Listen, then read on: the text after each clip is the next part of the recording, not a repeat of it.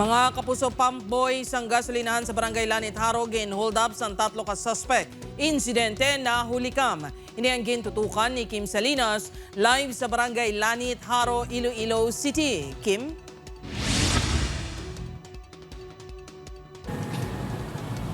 Jert, 7,300 pesos ang benta ang nataban sang 3 ka mga lalaki nga nagpang-hold up sa isa ka gasolinahan diri sa barangay Lanit Haro kagabi.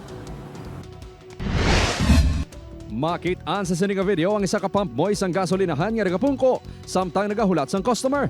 Mation-tion, makit-an ang pag-abot sang 3 ka lalaki sa isa ka motorsiklo. Nanawag ang driver sa motor kag nagabot sang pusil, agud pahugon ang pump boy. Ginhatag man sa pump boy ang belt bag sini. Makit-an man ang isa pa sa mga lalaki nga naggamot man sa pusil kag ginsekyar man kung may makuha pa sa gasolinahan. Sang wala na sang may mataman, madasig nga nagpalagyo ang mga ini. Ang video ang kuha sa barangay Lanit Haro pasado alas 6 kagabi. Suno ka Elias Mark, ginhuna-huna sini nga nagalango-lango lang ang 3 sang ginsilingan siya nga ihatag ang niya belt bag.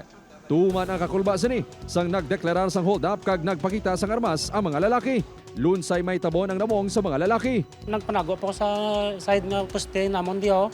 Basi ikuan nila ko bala ipinising bala ano. Pagtalikod nila padto sa Leganes nga we yung tawag ko si Manang. Ako nang hold up ko. Nakita ko gapang puti na ko ano bala gapang ngurog-ngurog na ko kuna. Nataban sa pump boy ang 7,300 pesos ka benta sang gasolinahan.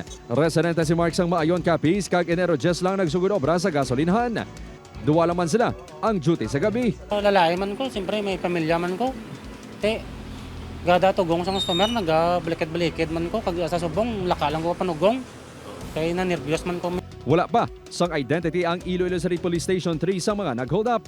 Hindi pa matumod kung kabahin sa isa ka organisado nga grupo ang mga sospek. Sa subong tigigihapon ng aton nga suyod sa mga CCTV nearby sa incident. Taga hopefully makakita kita kaga may mga witness or may mga kilala sa ila through sa ilang physical identity.